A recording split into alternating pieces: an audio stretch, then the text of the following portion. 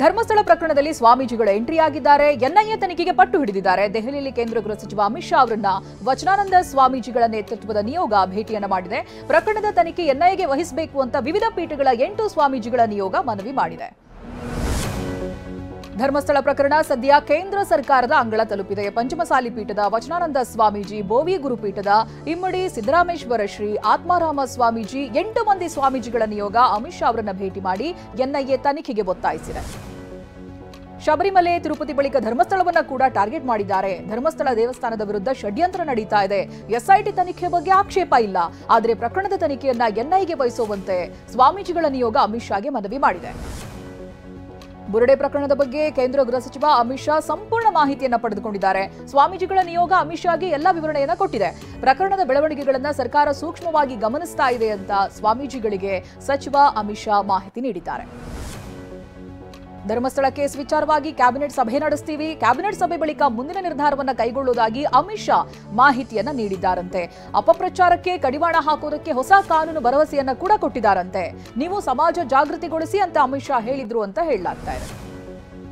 Dharmasthala case ವಿಚಾರವಾಗಿ ಎಚ್ಡಿಕೆಯಿಂದ ಅಮಿತ್ ಶಾ ಭೇಟಿ ವಿಚಾರಕ್ಕೆ ಗೃಹ ಸಚಿವ ಪರಮೇಶ್ವರ್ ಪ್ರತಿಕ್ರಿಯೆ ಕೊಟ್ಟಿದ್ದಾರೆ. ಎನ್ಐಎ ತನಿಖೆ ಕೊಡೋ ಬಗ್ಗೆ ಮನವಿ ಮಾಡಿರಬಹುದು. ಎಸ್ಐಟಿ ಸರಿ ಇಲ್ಲ ಅಂತ ಬಿಜೆಪಿಯವರು ಚರ್ಚೆ ಮಾಡ್ತಾ ಇದ್ರು. ಈಗ ಎನ್ಐಎ ತನಿಖೆಯನ್ನ ಕೇಳ್ತಾ ಇದ್ದಾರೆ. ಎನ್ಐಎ ಒಂದು ತನಿಖಾ ಸಂಸ್ಥೆ ಅಲ್ವಾ ಅಂತ ಪ್ರಶ್ನೆ ಮಾಡಿದ್ದಾರೆ. ಧರ್ಮಸ್ಥಳದಲ್ಲಿ 100 ಹೆಣಗಳನ್ನ ಹೂತಿದ್ದೇನೆ ಅಂತ ಆರೋಪ ಮಾಡಿದ ಬುರುಡೆ ಚಿನ್ನಯ್ಯಗೆ ಪಶ್ಚಾತ್ತಾಪ ಕಾಡ್ತಾ ಇದೆಯಂತೆ. ನಿನ್ನೆ ಕೋರ್ಟ್ಗೆ ಹಾಜರಾಗಿದ್ದ ಚಿನ್ನಯ್ಯ ಕಣ್ಣೀರು ಹಾಕ್ತಾ ಇದ್ದ. ಗ್ಯಾಂಗ್ ಹೇಳಿದಂತೆ ತಪ್ಪು ಮಾಡಿದೆ ಅಂತ ನೊಂದು ಕಣ್ಣೀರು ಹಾಕಿದ್ದಾನೆ. ಸೌಜನ್ಯ ಪ್ರಕರಣಕ್ಕೆ ಎಸ್ಐಟಿ ಎಂಟ್ರಿ ಆಗ್ಲೇ ಇಲ್ಲ ಎಂಬ ಎಕ್ಸ್ಕ್ಲೂಸಿವ್ ಮಾಹಿತಿ ಟಿವಿ9ಗೆ ಸಿಗ್ತಾ ಇದೆ. ಸೌಜನ್ಯ ಹತ್ಯೆ ಸಂಬಂಧ ಉದಯ್ ಕುಮಾರ್ ಜೈನ್ ಅವರನ್ನ ವಿಚಾರಣೆ ನಡೆಸಿಲ್ಲ. ಚಿನ್ನಯ್ಯ ಕೋರ್ಟ್ನಲ್ಲಿ ಉದಯ್ ಜೈನ್ ಸೇರಿ ಹಲವರ ಹೆಸರನ್ನ ಉಲ್ಲೇಖ ಮಾಡಿದ್ದ. ಇದೇ ವಿಚಾರವಾಗಿ ನೋಟಿಸ್ ನೀಡಿದ್ದಾಗಿ ಮಾಹಿತಿ ಸಿಕ್ಕಿದೆ.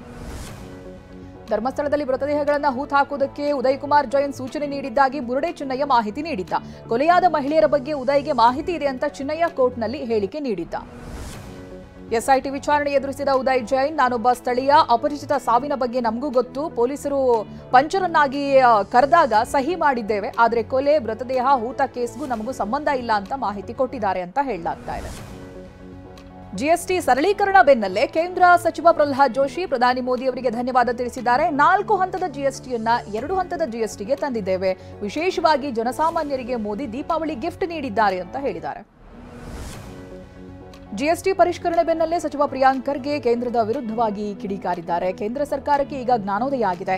ನಾವು ಗಬ್ಬರ್ ಸಿಂಗ್ ಟ್ಯಾಕ್ಸ್ ಅಂತ ಹೇಳಿದ್ವಿ. ಪೆನ್ಸಿಲ್, ಚಪಾತಿ, ಮೊಸರು ಮೇಲೂ ಕೂಡ ಟ್ಯಾಕ್ಸ್ ಹಾಕಿದ್ರು. ಈಗಲಾದರೂ ಕೇಂದ್ರಕ್ಕೆ ಜ್ಞಾನೋದಯ ಆಗಿದೆ ಅಂತ ತಿವಿದಿದ್ದಾರೆ. ಜಿಎಸ್ಟಿ ಪರಿಷ್ಕರಣೆಯಿಂದ ರಾಜ್ಯಕ್ಕೆ 15,000 ಕೋಟಿ ನಷ್ಟವಾಗಲಿದೆ ಅಂತ ಸಚಿವ ರಾಮಲಿಂಗಾರೆಡ್ಡಿ ಕಿಡಿಕಾರಿದ್ದಾರೆ. ಕೇಂದ್ರಕ್ಕೆ ರಾಜ್ಯದಿಂದ 4.5 ಲಕ್ಷ ಕೋಟಿ ತೆರಿಗೆ ಹಣ ಹೋಗ್ತಾ ಇತ್ತು. ಆದರೆ ಕೇಂದ್ರದಿಂದ ರಾಜ್ಯಕ್ಕೆ ₹1 13 ಪೈಸೆ ಸಿಗ್ತಾ ಇತ್ತು. ಈಗ 15,000 ಕೋಟಿ ನಷ್ಟವಾಗುತ್ತೆ ಅಂತ ಕಿಡಿಕಾರಿದ್ದಾರೆ. ರಾಜ್ಯ ಸರ್ಕಾರ ರಾಜ್ಯದ ವಿವಿಧ ಠಾಣೆಗಳಲ್ಲಿ ದಾಖಲಾಗಿರುವಂತಹ 62 ವಿವಿಧ ಕ್ರಿಮಿನಲ್ ಕೇಸ್ಗಳನ್ನು ವಾಪಸ್ ಪಡೆಯುವುದಕ್ಕೆ ಮುಂದಾಗಿದೆ. ಈ ಬಗ್ಗೆ ಸಂಪುಟ ಸಭೆಯಲ್ಲಿ ಚರ್ಚೆ ನಡೆಯುವಂತಹ ಸಾಧ್ಯತೆ ಕೂಡ ಇದೆ. ಈ ಹಿಂದೆ ಹುಬ್ಬಳ್ಳಿ ಗಲಭೆ ಕೇಸ್ ಸೇರಿ 43 ಕೇಸ್ಗಳನ್ನು ಸರ್ಕಾರ ವಾಪಸ್ ಪಡೆದಿತ್ತು. ಸಚಿವ ಸ್ಥಾನ ಕಳೆದುಕೊಂಡ ರಾಜಣ್ಣಗೆ ತುಮಕೂರು ಜಿಲ್ಲಾ ಡಿಸಿಸಿ ಬ್ಯಾಂಕ್ ಅಧ್ಯಕ್ಷ ಸ್ಥಾನ ಒಲಿದಿದೆ. 6ನೇ ಬಾರಿಗೆ ಡಿಸಿಸಿ ಬ್ಯಾಂಕ್ ಅಧ್ಯಕ್ಷರಾಗಿ ಕೆಎನ್ ರಾಜಣ್ಣ ಆಯ್ಕೆಯಾಗಿದ್ದಾರೆ. ರಾಜಣ್ಣ ಬೆಂಬಲಿಗರ ಸಂಭ್ರಮ ಮುಗಿಲು ಮುಟ್ಟಿದೆ. ಯಮುನಾ ನದಿಯ ಅಬ್ಬರಕ್ಕೆ ದೆಹಲಿಯ ವಾಹನ ಸವಾರರು ಪರದಾಡುವಂತಾಗಿದೆ. ನದಿಯ ನೀರು ಹಲವು ಪ್ರದೇಶಗಳಿಗೆ ನುಗ್ಗಿದ್ರಿಂದ ರಸ್ತೆಗಳು ಜಲಾವೃತಗೊಂಡಿದೆ. ಇದರಿಂದ ವಾಹನ ಸವಾರರು ಸಂಚರಿಸುವುದಕ್ಕೆ ಹೆಣಗಾಡ್ತಾ ಇದ್ದಾರೆ. ದ್ವಿಚಕ್ರ ವಾಹನ ಸವಾರರಂತೂ ಸರ್ಕಸ್ ಮಾಡ್ತಾ ವಾಹನ ಓಡಿಸ್ತಾ ಇದ್ದಂತ ದೃಶ್ಯ ಕಂಡುಬಂದಿದೆ. ದೆಹಲಿಯಲ್ಲಿ ಸುರಿದ ಧಾರಾಕಾರ ಮಳೆ ನಾನಾ ಅವಾಂತರ ಸೃಷ್ಟಿಸಿದೆ. ಅಲಿಪುರ ರಾಷ್ಟ್ರೀಯ ಹೆದ್ದಾರಿ 44ರಲ್ಲಿ ರಸ್ತೆ ಕುಸಿತವಾಗಿದೆ. ಅಲಿಪುರ ಪೊಲೀಸ್ ಠಾಣೆ ವ್ಯಾಪ್ತಿಯ ಫ್ಲೈಓವರ್ನಲ್ಲಿ ಹಳ್ಳ ಸೃಷ್ಟಿಯಾಗಿದೆ. ಇದರಿಂದ ಸಂಚಾರಕ್ಕೆ ಅಡ್ಡಿಯಾಗ್ತಾ ಇದೆ. ಸಾಮೂಹಿಕ ಗಣೇಶ ವಿಸರ್ಜನೆ ಹಿನ್ನೆಲೆ ಮಂಡ್ಯ ಜಿಲ್ಲೆಯ ನಾಗಮಂಗಲದಲ್ಲಿ ಇಂದು ಮತ್ತೆ ನಾಳೆ ನಿಷೇಧಾಜ್ಞೆಯನ್ನು ಜಾರಿಗೊಳಿಸಲಾಗಿದೆ. ಕಳೆದ ವರ್ಷ ಗಣೇಶ ವಿಸರ್ಜನೆ ವೇಳೆ ನಡೆದಿದ್ದ ಕೋಮುಗಲಭೆ ಈ ಬಾರಿ ಯಾವುದೇ ಅಹಿತಕರ ಘಟನೆ ನಡೆಯಬಾರದು ಅಂತ ಮುಂಜಾಗ್ರತಾ ಕ್ರಮವಾಗಿ ನಿಷೇಧಾಜ್ಞೆಯನ್ನು ಜಾರಿಗೊಳಿಸಲಾಗಿದೆ. ಕೊಪ್ಪಳ ಜಿಲ್ಲೆಯ ಹುಲಿಗೆಮ್ಮ ದೇವಾಲಯಕ್ಕೆ ಅಪಾರ ಪ್ರಮಾಣದ ಕಾಣಿಕೆ ಹರಿದು ಬಂದಿದೆ. ಕಳೆದ 48 ಗಂಟೆಗಳಲ್ಲಿ 1,45,00,000 ಕಾಣಿಕೆ ಸಂಗ್ರಹ ಆಗಿದೆ. 80 ಗ್ರಾಂ ಬಂಗಾರದ ಆಭರಣಗಳು ಹಾಗೆ 80 ಕೆಜಿ ಬೆಳ್ಳಿ ಕೂಡ ಕಾಣಿಕೆಯಾಗಿ ಬಂದಿದೆ.